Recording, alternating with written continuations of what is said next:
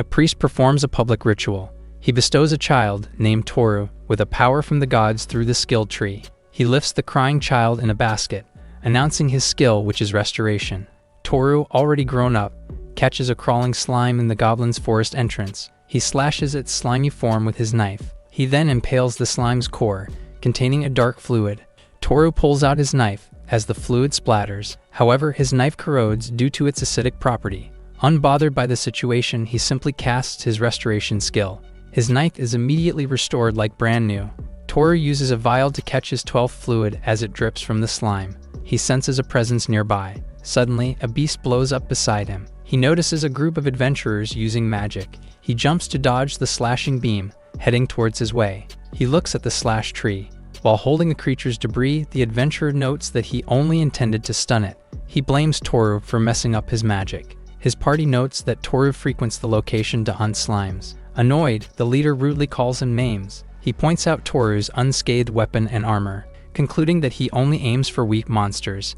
They leave Toru alone to go deep in the forest to hunt real monsters. He ignores them while he closes the slime liquid container. 39 years ago, Toru was given a skill to restore anything, an ability enough to bring his corroded knife back to its previous state. Toru can only use his skill on monster-related items, making it useless for combat. With this, he can't move past the forest's entrance. Toru is back to the border town Daten from hunting.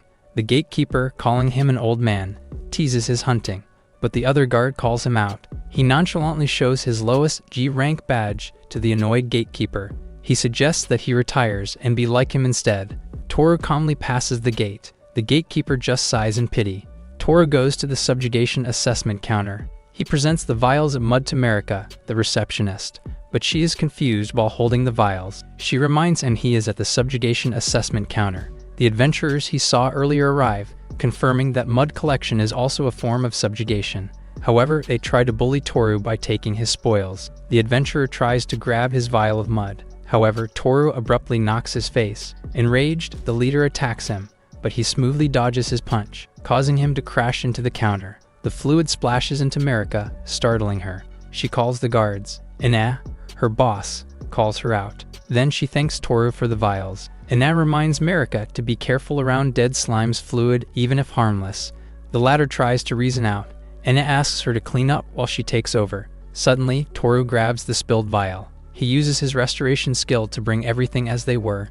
The vial pops closed, while Marika is startled. Marika gives him 90 copper coins for his completed subjugation quest. He grabs a sack containing his reward and leaves for the butcher shop.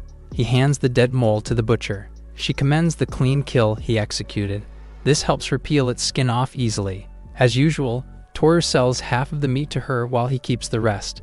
The butcher hands him the wrapped meat. She whispers that it is the usual bonus and reminds to keep it a secret from the boss. Her boss tells him to get back to work. Toru walks in the night streets. He stops in an alley and unwraps the bonus from the butcher on the ground. They are innards for the stray cats. He pets them as they eat. He notices something. Flashing eyes hide in the dark. He notes that the third cat still will not come out. He decides to leave since the other cat does not eat when he is around. He then walks away. He arrives at Ural's boarding house. Toru gives her the horned mole's meat. Ural, who is an elf and a landlord, expresses her gratitude for him. Exhausted, he collapses into his bed. He recounts his monotonous life. When in bed, he turns to the closet. Then he checks his skill points, using his badge. He is suddenly roused, after learning he has gathered enough points from the subjugation. He looks again at the closet and slowly opens it. Inside is Sora, his childhood friend, in a state of suspended animation. Sadness envelops him, recounting the events 25 years ago. Monsters from the Great Abyss invaded his village. They mercilessly ate the townspeople. Toru, Sora, and the priest rapidly escaped to the hidden passage. Suddenly, a flying beast came after them. With a deft maneuver, Toru managed to defeat it. He was relieved when he caught his breath. While celebrating early, a giant mantis crept from behind. Fearfully, Sora warned him. Instinctively, she used her body to shield Toru from the mantis' surprise attack. He was startled, while she was covered in blood. The priest expresses his anger. He stepped in between Sora and the mantis as he casted stagnation. He explained that he put them in suspended animation. Toru shivered in shock. He noted she was not dead yet. He carried her as they continued to escape. In the temple, Sora was in bed to treat her. Concerned, The healer could not cure her with the water god's power while in stagnation, but if they released the spell, she would die instantly. Toru expressed his frustration. His grandpa, the priest, suggested a solution. He was eager to know. He revealed it was his restoration skill. Frustrated, he protested he could only go back for 10 seconds. Not to mention, it could not work on living things. But his grandpa explained it was possible.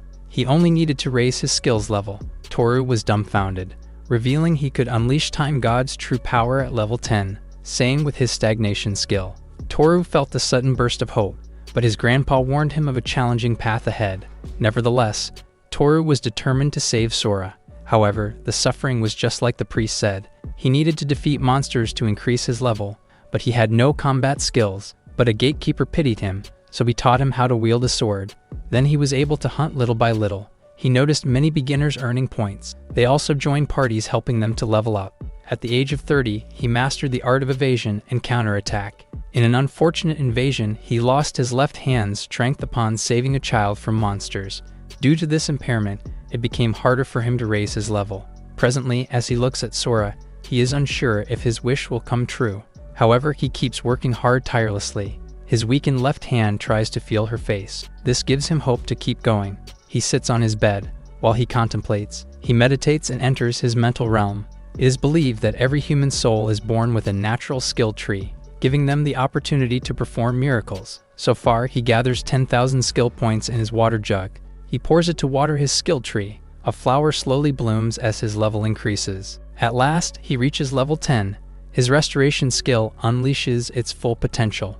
It returns targets involved in battles to their past conditions. He is speechless to see his skill's modifications. His restriction changes from target items only into targets. He clenches his hand. He recounts his grandpa's reminder about his skill. Looking at his urn, he notes that his ashes and stagnation skill remain. He opens the urn and tries to use his improved restoration skill. However, nothing happens. As he expects, he confirms that the gods of creation cannot restore deceased souls. He then decides to use his skill on his left hand. Wincing in pain, he sees visions of when he wounded his hand. He is confused. In his mental realm, he notices a hanging fruit on his skill tree. He suspects that he gains additional ability to see his target's past. He discovers the time continuum perception. This displays the target's time sequence in detail. An arcane fog envelopes his left hand. The result renders him speechless. He clenches his hand, feeling the blood flowing. He expresses his contentment. He discovers that he can use his skill even with his gloves on. He immediately prepares for his next target. Toru goes to Sora in the closet. His heart loudly pounds as he pleads the skill to work. He casts his spell on her. The continuum perception is in effect. Sora remains in suspended animation. He thinks nothing happens, until her lips twitch. He is dumbfounded. Sora's eyes come back to life. She regains consciousness, while feeling confused by her surroundings. She comes out of the closet and looks around. He offers to explain, making her grateful. Toru explains that his grandpa put her in suspended animation to stop her fatal injuries. He continued her treatment, but it took him a long time. She asks if his grandpa passed away, and he confirms. She absorbs the information. Silently, Toru does not think she recognizes him yet. He contemplates restoring his young body to make his identity obvious. However, he notes that he will remain an old man inside. After thinking, she remembers something. Sora asks if he noticed a boy next to her. He thinks about his response. He decides to lie to her. Toru thinks it is the best decision. She giggles in the corner. Apparently, she is only pretending not to recognize him. Noting that he has not changed his habit to scratch his chin, he is in disbelief. Sora gives him a hug. He asks her when she starts to recognize. She says from the beginning. Still skeptical, she reassures him. She explains her awareness of his grandpa's stagnation ability, and he recognizes that only Teru's skill can undo it. She cries on his chest, recounting what happened. She expresses her gratitude for Toru. He comforts her, thanking her for being alive. They share an intimate hug as they reunite. While crying, she notes that he has outgrown her. Toru confirms he is now an old man. She expresses how proud she is of him. He tries to keep humble. Then he asks her to eat, but she fell asleep on his chest. He admires her as he pats her head. The next day, Sora watches Toru as he sleeps on the couch. He opens his eyes. Immediately he rouses, while gently holding her chin. She assumes they will kiss. However, he is only checking in on her. Feeling disappointed, she turns back, informing him that breakfast is ready.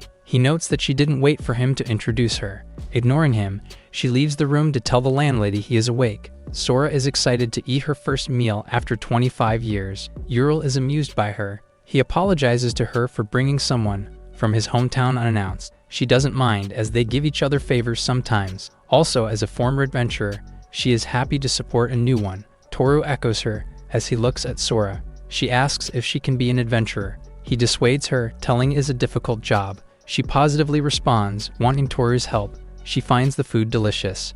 Ural is pleased, noting it is a mole's meat. Silently, he recounts his goal, to keep Sora away from the past trauma.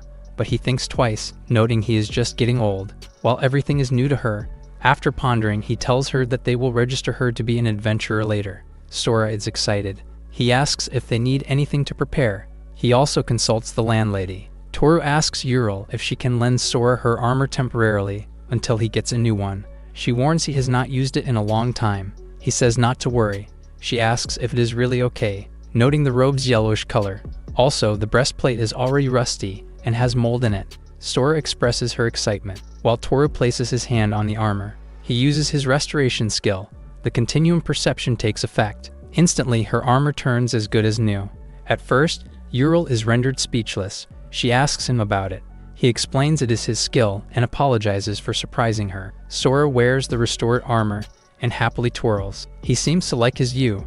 Ural thinks it fits her perfectly. They bid farewell to Ural as they head off. Toru and Sora walk in a crowded street. She drools as she sees so many foods, thinking it is a festival. He asks her to calm down, noting that this is an everyday scene as many people live in the old border town. She clarifies. To elaborate, there is a great chasm at the center of the world, called the Great Abyss. The overflowing miasma covers the land and creates many monsters, while the polluted area is called the Cursed Land, which is no longer habitable. That said, a base is created between the Cursed Land and humans' area to reclaim the lost land. Basically, that is how borderland is created. Toru notes that there used to be troops stationed in the area. He explains that the more soldiers fight in a battle, the skill points become smaller when defeating monsters. Sora understands, noting the reason for a few elite adventurers. While they walk, Toru points out the adventurer's office. He tells her to enter alone. She asks why. He explains it is to avoid drawing suspicion. He reassures he will observe from afar. She feels silent at first. Like a child, she pretends her stomach hurts. She finds a reason for him to accompany her inside. He looks at him confused. They start to draw attention from passersby. He sighs and agrees to go with her, but he decides to make himself younger for once, about 25 years old. She dissuades him from changing his appearance. He explains that most people do not think highly of him, and this will cause her trouble. While sitting, she asks him if he did something wrong. He explains that it is shameful for an old man like him to remain at the bottom ranks. She passionately protests, telling she is proud of him. She reveals that she asked his landlady about being an adventurer. She encourages him, noting that it is no joke to be an adventurer for 25 years. If it is up to her, she will probably give up already. He clarifies even with his current age. She confirms, calling him a cool old man. He feels validated. She grabs his hand as they both enter the office. They read different requests on the board, such as wanted wizards of different ranks. Sora gets curious, while Toru explains that adventurers write down requests or party invitations on the contact board. She finds it interesting, asking if he tried it before. He confirms he never needed to use the contact board. The delinquent adventurers grin at him as they hang out at the table. Toru and Sora proceed to the counter. Anna greets him, noting he is back so soon. He explains he is only tagging along with someone he knows. She enthusiastically introduces herself. Anna gets curious and asks about her relationship with Toru. She innocently tells her they plan to be a married couple, but he immediately muffles her mouth. He explains that they come from the same village, and he takes care of her. Anna looks at Sora's document. She clarifies her age, which is 17 years old. She asks her to touch the crystal ball. Sora gets curious. Anna explains it is a soul analyzer, allowing them to examine her skills. She places her hand on the crystal ball. Toru observes. He recounts witnessing her skill tree. He notes that he learned about it through continuum perception. Her skill is level 1, which reverses the target's attack or effect. She can use it 5 times every hour. The activation is through blank. Anna notes that a white trunk is rare. Additionally, she has not seen a reverse magic skill before. Sora recounts that she was the only one with this skill in their village. She explains that any attack bounces back if she uses reverse. However, it does not work on quick attacks.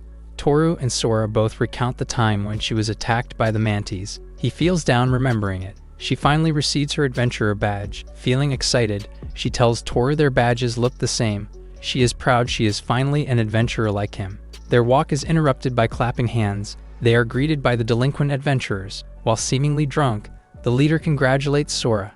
The other adventurer reveals they are looking for a female companion. They encourage her to leave Toru, who is only a low-rank adventurer. They offer her guidance.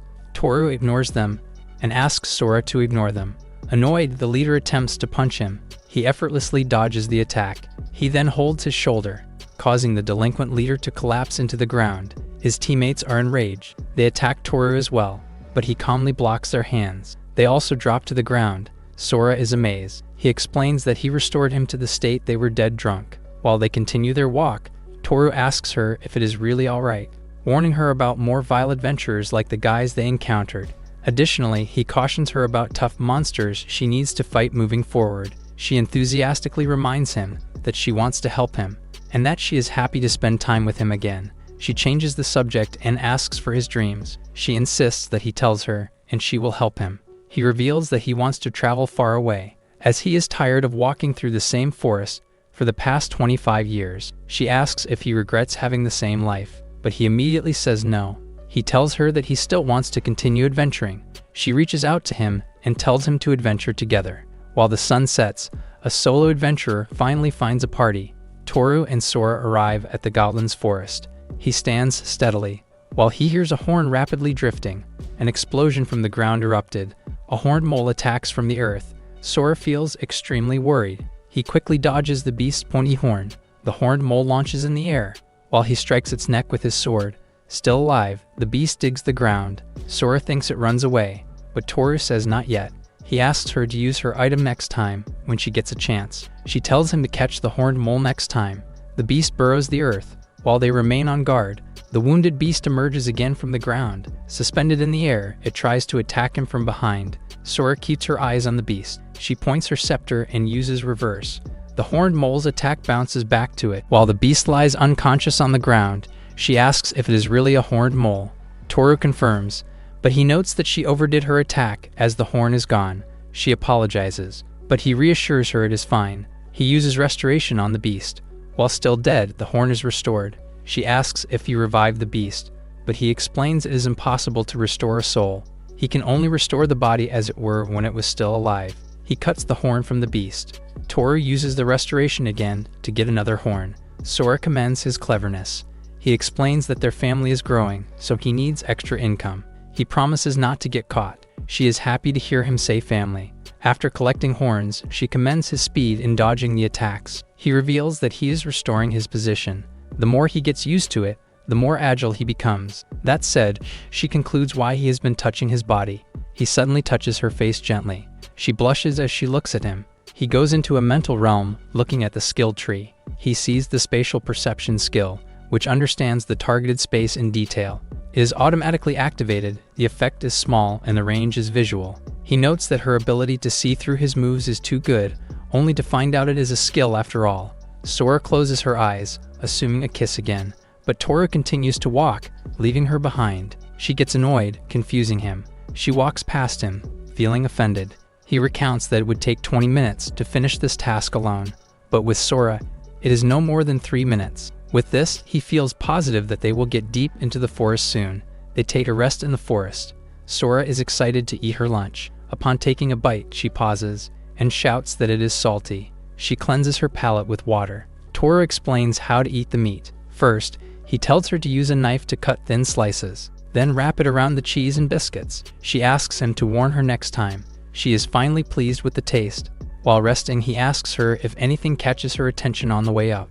She notes the seamless path they took. She observes that the vines are trimmed, and the undergrowth is healthy, after being exposed to sunlight. He commends her for paying attention. He explains that outside the city, the Goblin's Forest was built as a logging area. Over time, adventurers like him created a safe path. They also cast out dangerous beasts. Presently, it has a logging road that leads to the center of the forest. Also, 3 logging sites that are known for its quality timber. She asks if adventurers are forest cleaners. While Toru thinks exterminator is a more appropriate term, He asks how many skill points are in her water jug presently. Since she defeated 3 monsters, she says 3 points. He corrects that she only gained 1 point. Since they defeated the bird and the mole together, no points were gained. She is surprised. He explains that skill points are divided by the number of battle participants and rounded down. That is why she only gained 1 point for the slime, which she defeated alone before lunch. He tells her it can be difficult. Silently, she looks at her food. She is touched to realize that Toru spent 25 years adventuring for her. She gives him a big hug. He recounts why he wants to go deeper into the forest today. She understands. After their skills cool down, he asks her to go to the goblins. They resume their walk in the forest. Sora and Toru are startled by the rustling noise surrounding the area. He explains that goblins work in groups of 2 or 3 to ambush their prey. He tells her to focus. Goblins appear from the bushes. One carries a wooden club, while the other is barehanded striking an attack. Toru notices the goblin behind him. He swiftly dodges their attacks at once. He draws his sword and attacks one of them. The goblin is thrown into the ground, dumbfounding the others. The remaining goblins express their rage, while Toru stays focused. He pokes the goblin's eye with his sword. While the last one jumps to strike, he counterattacks, but the goblin dodges it. The monster strikes again, but Sora uses her reverse skill, wounding the goblin's face. She sighs with relief, making it in time. She mocks their appearance. Toru hands her a knife. He asks her to cut the goblin's right ear, as proof of subjugation. Sora slashes, as she is told. Next is the neck, below the jaw. He asks her to use her fingers, to look for something hard. She follows. She successfully takes the mana stone out of the goblin's neck. She asks about the stone. He explains it is useless on its own, not unless they combine it with other items using a mana stone tool. Further, he reveals that mana stone trade is one of the main pillars of the border town. He then encourages her to hunt as many goblins as possible before the sunset. She asks if they can take the goblin's meat home, but he thinks it is unappetizing to eat a humanoid's meat, so nobody buys it. While drooling, she thinks it is wasteful. Finally, they return to the border town. She joyfully sings after adventuring successfully. Carlos, one of the gatekeepers, teases Toru for being early. Sora politely greets him and thanks him for his work. He stutters as he sees her cute appearance. Carlos is dumbfounded, asking Toru who she is. He assumes that they are together by coincidence. She also thanks Carlos for taking care of Toru. The gatekeeper seems annoyed. He gets jealous of the old man, Toru. Carlos asks the Rick and the other guard to comment. He refuses to respond. Toru tells Sora he will go to the butcher, while he asks her to deliver the body parts for assessment. She obliges. She lines up and notes there are many people. She overhears something on the side. Adventurers are talking about their near-death experience. Shisen, an adventurer, tells his companion that is what he gets for being impatient. While they talk, they notice Sora. One of them talks to her and commends her cuteness. She politely greets them and apologizes for eavesdropping. Hank, another adventurer, tells her it is okay, as his friend is loud anyway. She notices their difficulties in their quest. The loud adventurer explains that they are professionals, even though they don't seem like it. Sora introduces herself as a newbie. He seems pleased and invites her to join their party. He offers her help to slay goblins. His companion interrupts him, asking why he is suddenly inviting her. Toru arrives and asks Sora if she is done yet. She happily greets him. The loud adventurer is shocked. Toru apologizes and tells them he is with her. The other adventurers are dumbfounded. They finally arrive at the counter. Anna apologizes for keeping Sora waiting and asks about her experience. She tells the receptionist that she enjoyed her first adventure. She presents the body parts they gathered. The other adventurers can't believe their eyes, and that gives them their rewards as she runs down the items one by one for their subjugation quest. Toru grabs the sack of rewards and tells her to return home. Sora thanks the adventurers for inviting her to their party. She asks them for the secret to slaying the goblins next time they meet. Anna asks for the next adventurers in line. Looking like they are humbled, they present one goblin ear each to the receptionist. Toru and Sora happily leave the adventurer's office. Toru gives Sora a large copper coin as her share. She humbly refuses, telling him she already has enough items. He insists that she accepts the reward. Anyway, it is money he can't earn without her help. He also considers her needs to buy personal items. She seriously asks him if it is Toru's marriage funds, but he quickly says no. She excitedly asks him if they can check out the stalls. Surrounded by various food stalls, she asks him what he wants to eat. He suggests the bite-sized sharp beaks meat, noting that the sauce is really good. She runs to try the food, While holding her food, he clarifies if she is really eating 3 of them. She says no, and offers one to him. He feels awkward. She feeds Toru, expressing his shyness. She looks happy while gazing at him. She enjoys eating different foods from the stalls. Sora thoughtfully suggests they buy something for Ural, the landlady, as well. He agrees with her. While she eats, she hears a voice reminding her to slow down. It is Ural who arrives to meet them. Toru explains that he wants the landlady to take Sora elsewhere. Sora then realizes why they rounded up the hunt early. Ural takes them to the public bath. Sora notes that she has never been into one before. Toru thinks she needs a good bath after her first subjugation quest. Since he can't go inside, he asks the landlady to accompany her instead. But Sora doesn't care if they go in together. Toru gives him a strict look. Ural and Sora enter the public bath. As they enter, other women are also enjoying themselves inside. They undress and proceed to take a bath. Sora feels good in the hot spring with Ural. In the male public bathroom, Toru relaxes. He hears the commotion from the next room. Ural tells Sora she can't swim in the bathtub. He just smiles while he rests. After bathing, Toru waits outside the bathhouse. Sora thanks him for waiting. Feeling relaxed, she notes that her first public bath experience is amazing. She even notes her hair and skin becoming smooth. Toru agrees, complimenting her unrecognizable beauty. Ural interrupts him. She tells him that Sora seems to only own one piece of undergarment. They immediately go to a fabric shop. They are welcomed by the store owner. She recognizes Ural. The landlady asks for undergarments for Toru and Sora. She suggests 2 linen and 1 cotton fabric, since the weather is getting hot. Toru lets her decide. The store owner says she has good fabric based on their preference. Sora asks if she can look around while she gets measured. Ural asks how long they need to wait. The store owner measures Toru next. She says after 3 days for Sora, while 1 day for him. Sora looks around the store until something catches her attention. She looks closely at the fabric. Toru thinks she is having a stomach ache. She turns to him and asks which fabric is better. He points to the sky fabric, noting that it is her color. She agrees. She calls the store owner to buy said fabric with her own money. She says she can't get enough fabric with only 94 copper coins. Sora is surprised. Toru offers extra coins. He tells her not to worry, since he can earn more money with her next time. She thanks Toru and tells him she loves him. Ural is happy to observe them. Sora uses the fabric and wears it like a headband. Ural tells Toru she is glad to see Sora feeling better. He reveals she is always like that and asks her if she is bothering her. The landlady says no and tells him it is just like his story. Feeling proud, he asks her if she feels Sora's brightness like no other. Although Ural hopes she takes it easy, he agrees while they observe Sora running happily.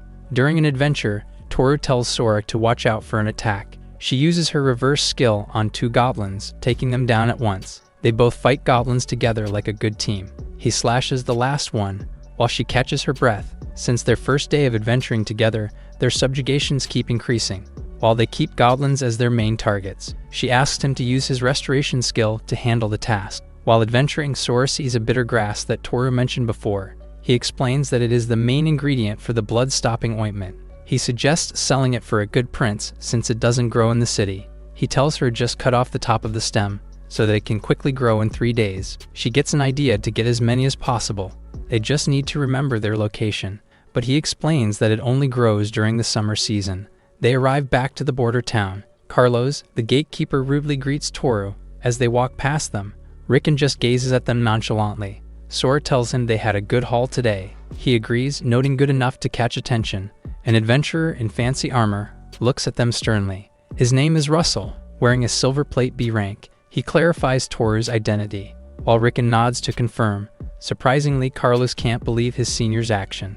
The B rank adventurer explains that Toru is accused of using Sora, a newbie adventurer, and that he pretends to be her guide. He asks them to follow him. Sora is worried, but he reassures her it will be over soon.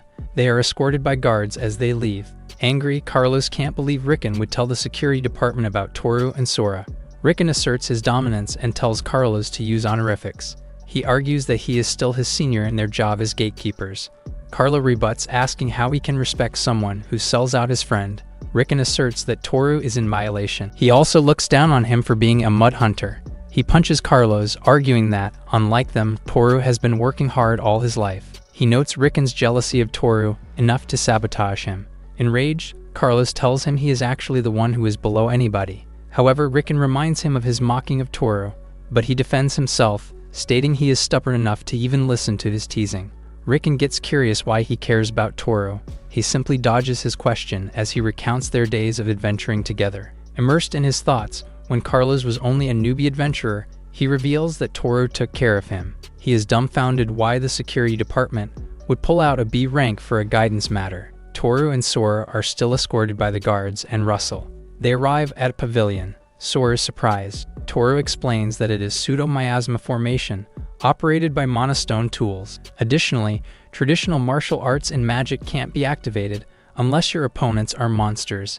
However, you will need to use your newly learned skills into combat. Sora realizes something about the training ground. Russell grabs a wooden sword. Toru asks if he can hear him out. He explains that he and Sora are a party since they come from the same village. He plans to make her a real adventurer instead of using her. Russell asks him to prove it by fighting him. Toru sighs in dismay. He agrees and asks for a wooden sword as well. His opponent tells him to do as he pleases. Toru carefully chooses his weapon. The B-rank adventurer tells him to hurry up. Still he can't decide. Toru asks if he can try his weapon as well. He is annoyed by Toru thinking he is mocking him. Russell hands his weapon to him. Toru feels the wooden sword. Finally, he finds the best weapon for him.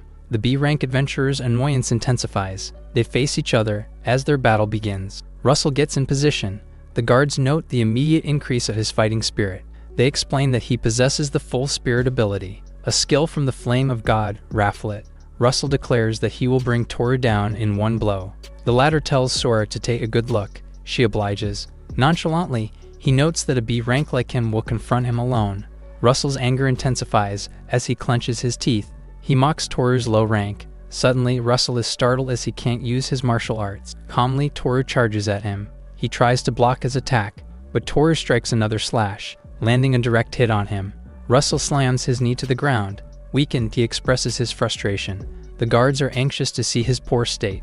While Toru points his sword at Russell, he bids farewell thinking the match is done. He leaves with Sora, but Russell suddenly feels strange. He notices that his skill, the fighting spirit, is back. Enraged, he uses his raging fire strike. Toru calls Sora. She immediately uses her reverse skill, causing the flame to bounce back into Russell. He screams in agony as he burns. The guards immediately go to him, while they get water to put out the fire. Toru nonchalantly leaves the scene with Sora. Afterwards, they go to town for dinner. She asks him what he did back then. Recounting the battle, Sora notices Russell's surprise when he first lifted his sword, which did not burn. She notes Toru's deliberate attitude. It was her first time seeing him mock someone. He explains that when he touched Russell's sword, he restored his skill tree. Sora is amazed, immersed in his mental realm. He notes his inspiration for his skill development upon seeing his and Sora's skill tree. He thinks that if the past can be seen, he wonders if the skill tree can be restored. That said, he tried to shorten his restoration branch a little bit. As a result, the skill point which should have been used returned too. Sora asks if he can restore the skill tree as he prefers, and extend other branches he likes. Toru confirms the logic. However, he notes a problem with this thinking. He notes that the skill tree only has one branch. Sora feels disappointed. He admits that he can't frequently use it, as others may figure out the trick. Sora realizes the reason why he made Russell angry, so he would not notice. Toru reveals that it only worked because it was a sword fight. When he first handed the wooden sword, he restored the branches to seal the martial arts. But in the end, he changed it back upon tapping his shoulder. The night has already set in. Sora asks him what he will do if they come back. He thinks that the violation was only an excuse. They probably stood out because their hunt suddenly increased, so he suggests slowing down for now. Additionally, he explains that the adventurer's world is based on ability. If one has a strong reputation, troublesome people will follow. Sora worries that women will follow him if they learn about this strength. He immediately asks her to stop. However, he has an idea who has sent Russell to them. It is bothersome, but he will pay them a visit soon. She asks if it is a woman, but she is wrong. Toru walks at night as people drink and musicians play. He enters the Tavern Choi's bar. He is welcomed inside the bar, with adventurers as customers. Stracia and Nenissa greet him. Toru naughtily greets her back as he gazes at her scars. Stracia, a rank adventurer, teases him for ignoring him and being playful with Nenissa. Toru lightly jokes why the Platinum Flames, who are the top two adventurers, drink in a mediocre bar. Stracia humors him. He reminds Taurus they are close because they have the same master. A big pint of beer arrives. Taurus asks for round potatoes and sausages. His smoking hot meal immediately arrives. He eats his delicious meal and jugs his beer. Taurus commends the bartender. Their master, who is named Dadin, suddenly expresses his anger in the corner. His disciples notice him. Dadin, currently the Adventurer Bureau Director, preaches about spending money wisely. Sako, who is the Vice Director, argues with him. He reports that the finance's 30% goes to the army's subjugation expenses alone. Dadin acknowledges they do not have enough money, not even to spend for the outer wall repair. Sako conveys he can't ask for more funding as well. If their strategy works, it might help them solve their monetary issues. Stracia translates that it is a good idea, shining a light on the fallen ruins. Toru asks Nenisa to explain it to him. She interprets that the recapture of Bassalia's northern district that fell last year is tomorrow. He realizes why and B ranks filled the Adventurer's Bureau this morning. Dadin strongly opposes a gambling-like strategy. He expresses the importance of training. Sako explains that he is not hesitant about rookies, as long as their talent is also paired with an excellent user. Dadin asks him why he picked a fight with Toru through Russell.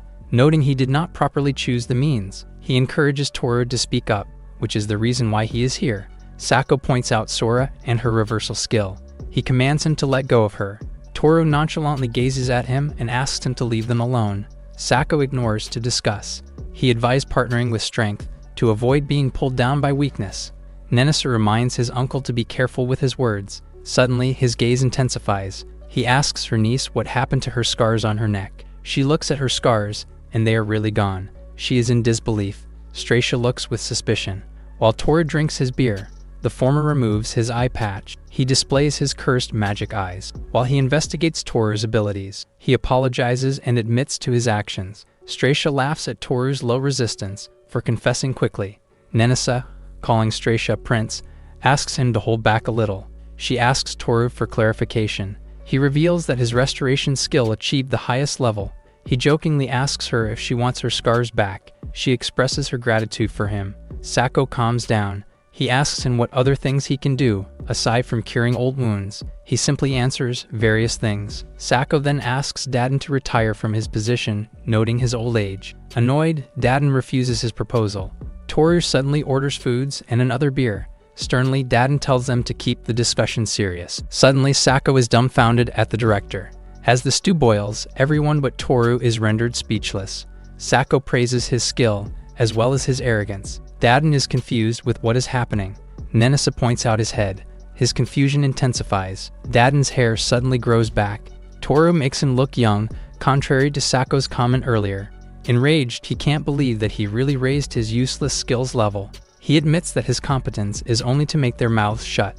He suggests bringing him to the interrogation room. He worries about the priests if this skill becomes public. He notes that it will be troublesome if more people know they can grow their hair back. He thinks of locking himself at home.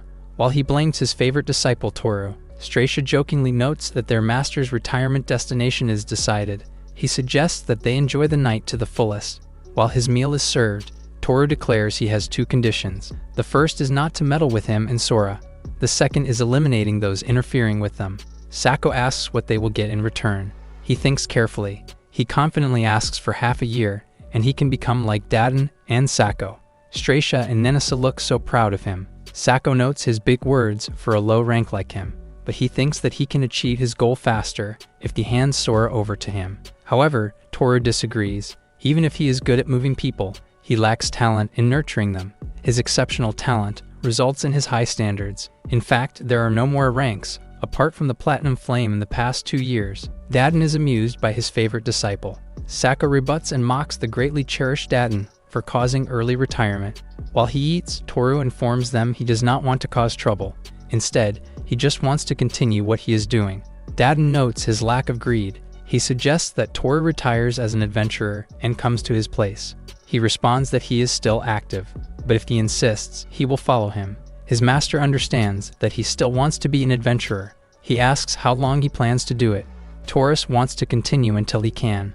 Lastly, he reiterates his declaration to become like Dadin and Sako. He recounts the tale of the two adventurers regaining the earth, who sealed the great miasma hole of the underground labyrinth. Dubbed as the Great Hero, Stracia expresses his approval and respect of Toru's ambition.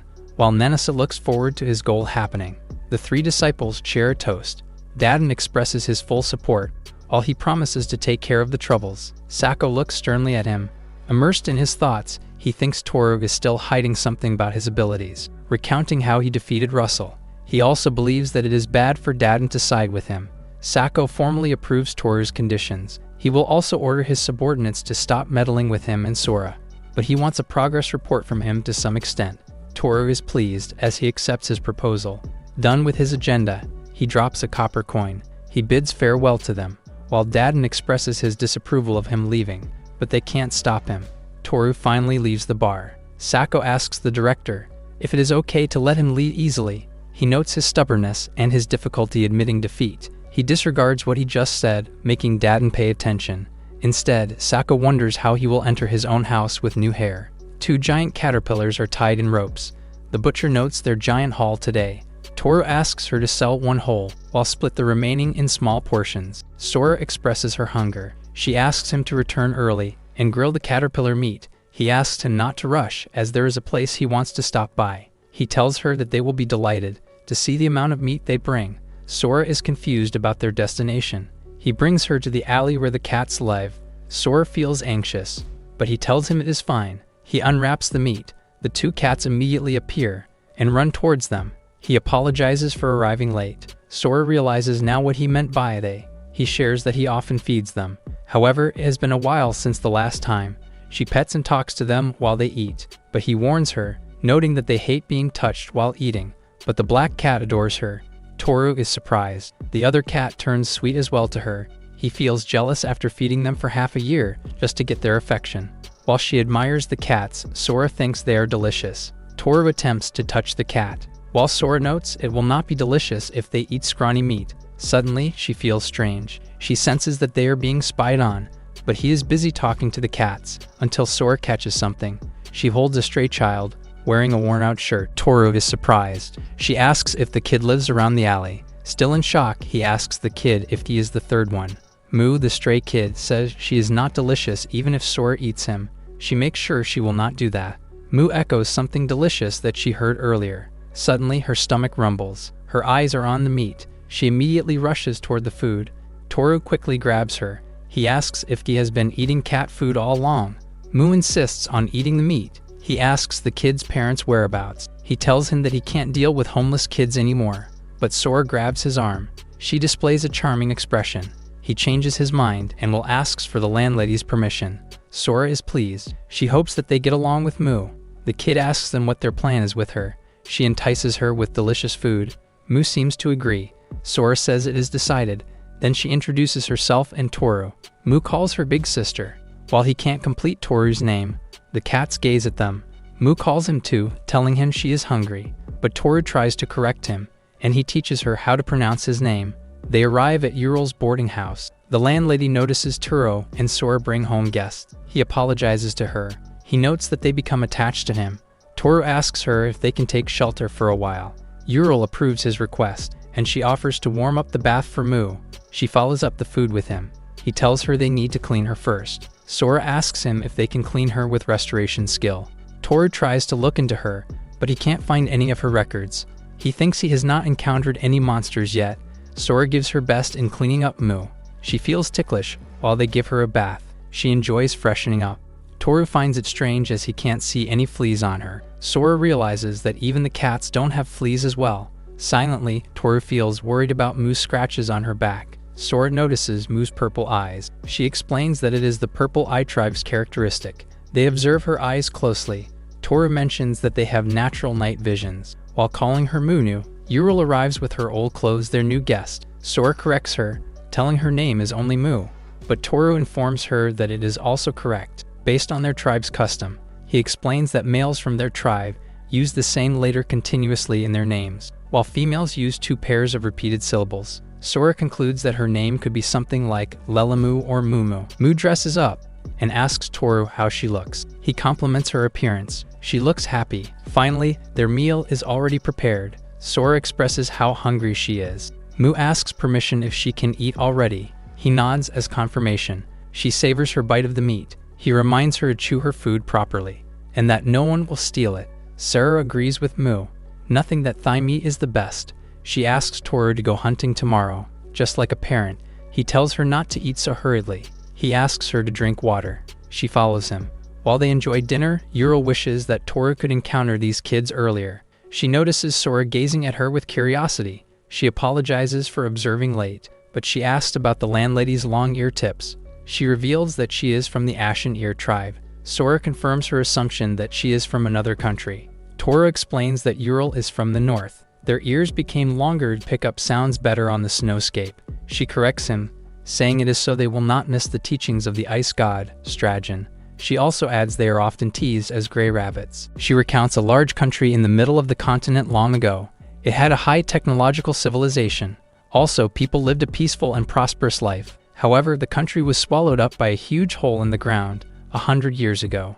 As a result, various monsters appeared from the Great Abyss, causing the civilization's demise. With this, refugees scattered to what was then the remote frontier regions. Ural asks if Sora has limited knowledge about other countries. She confirms. Toru explains that they grew up in the remote countryside of Central.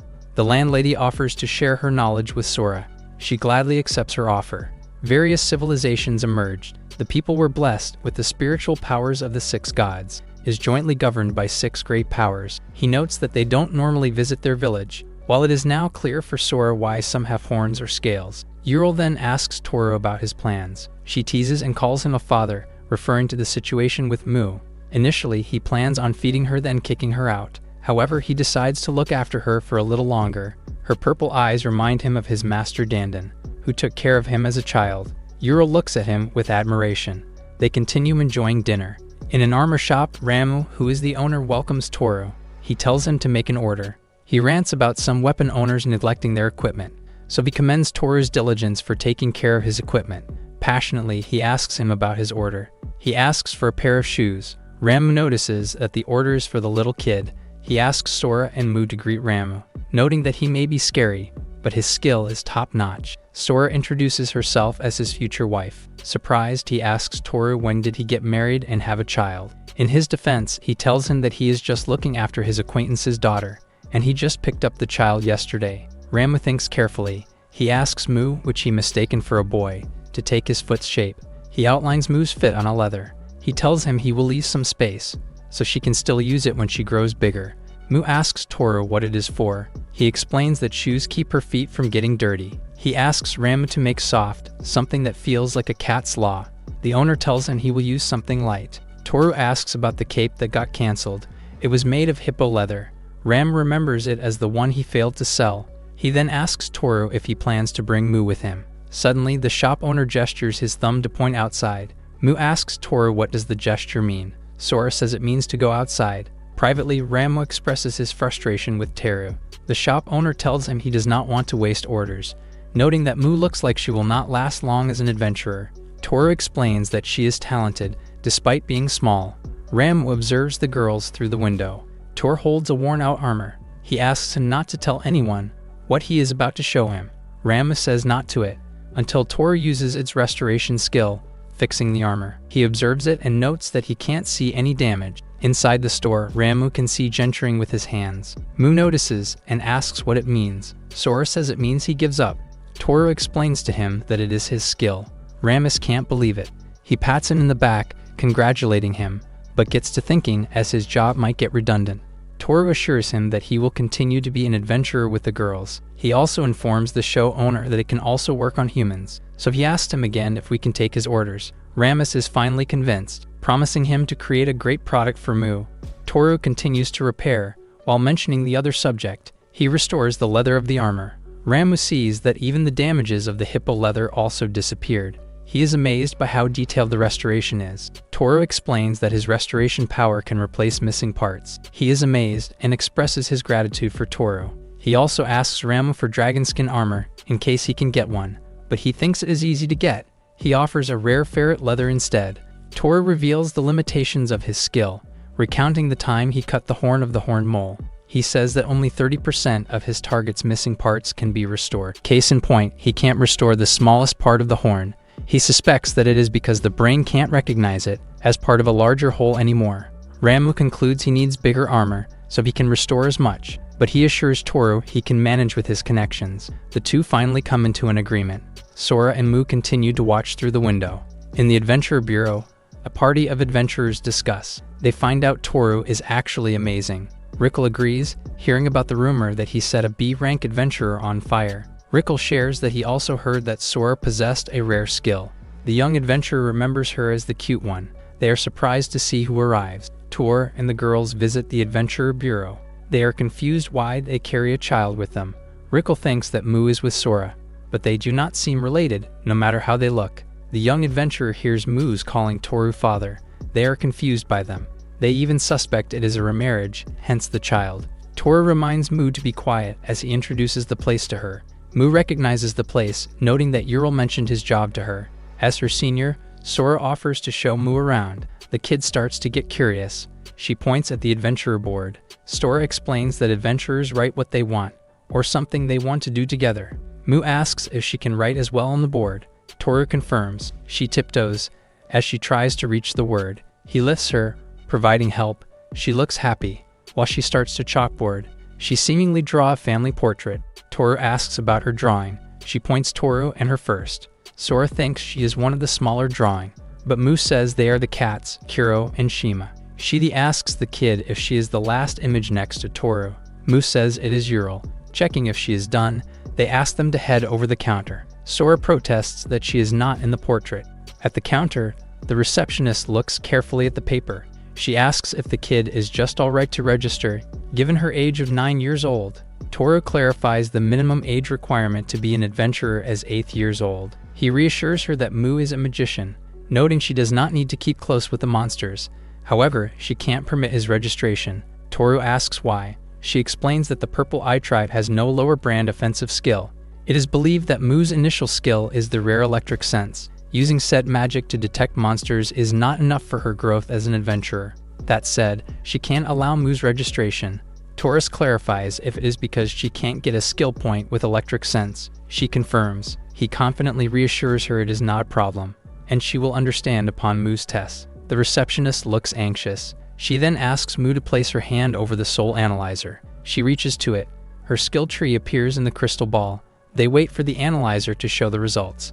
Mu possesses an electric spine skill. Toru explains that it is a skill that counters an opponent's attacks, noting she can get a skill point with her skill. While she stutters, the receptionist thinks they are fine. She prepares Mu's adventurer tag. Mu looks at Toru as she raises her hand. They shake hands, a gesture she learned from the armory shop. Her adventurer tag is finally done. With this, they can finally go hunting. He looks for Sora, only to find out she is drawing herself on the family portrait. She finishes adding herself on the board. Mu gazes at her drawing. Toru informs her they are done. Occupied, she doesn't even notice. The adventurer board now displays a complete family portrait. Mu displays her preparation. She uses her electric spine skill. Sora is amazed, describing her skill beautifully. Toru explains Mu's skill and its ability to counter attacks.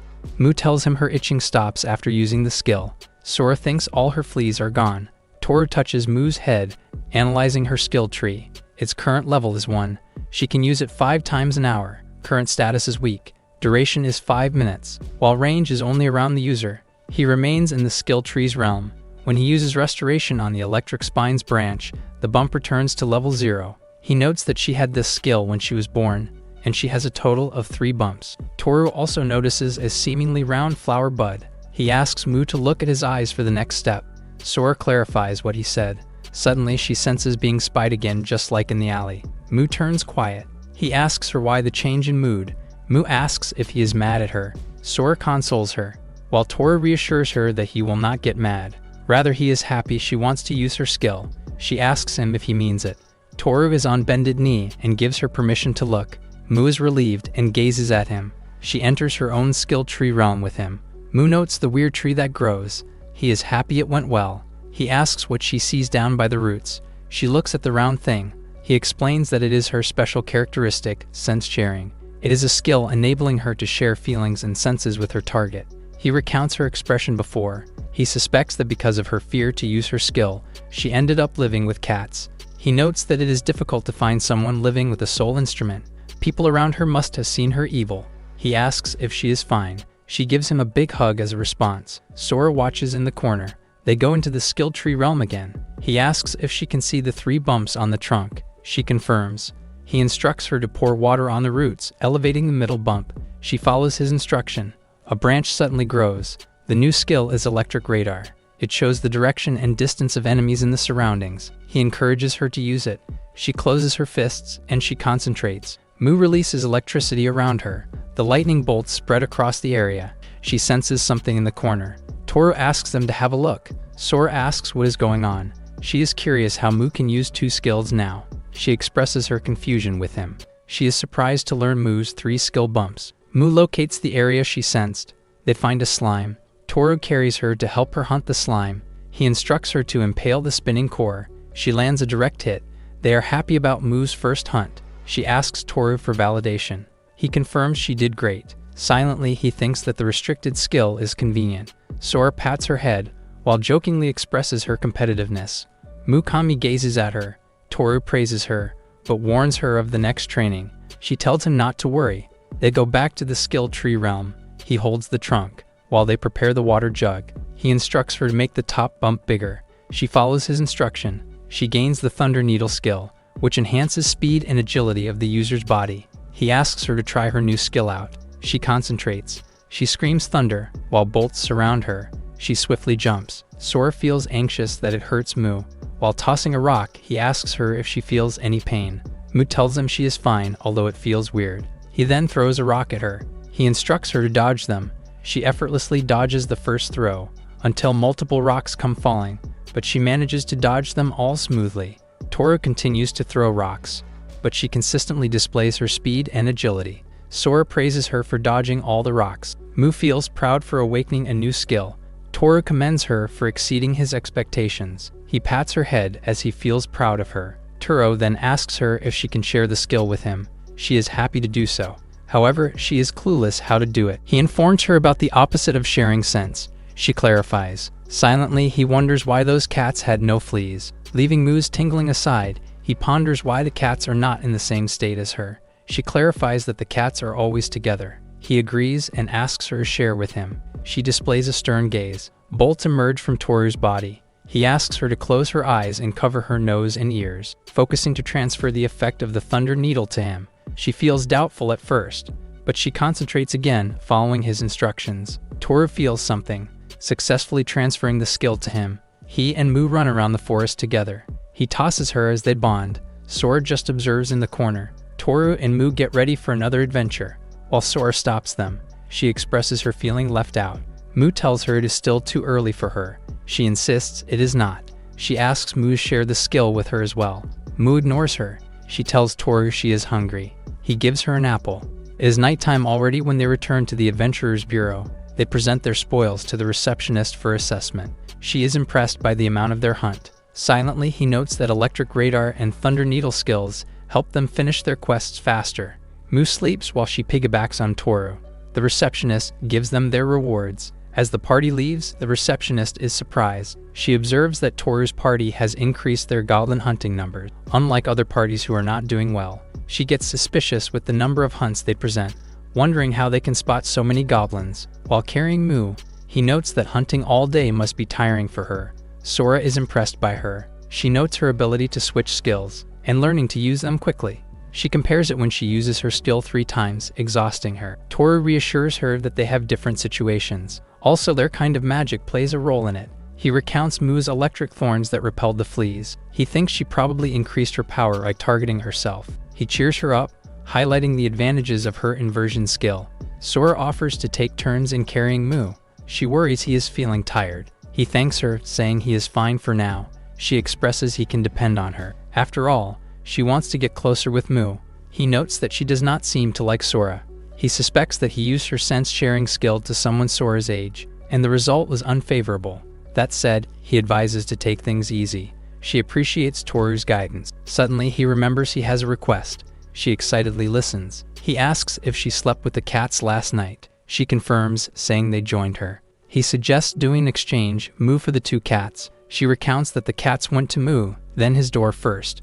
But in the middle of the night, they scratched her door. While unsure, he thinks that is how it was. Sora thinks of an idea. She proposes that Mu and the cats sleep in her room. Then she can sleep in his room. He passes on her proposal, stating that his bed is too small. She protests, saying he can sleep anywhere.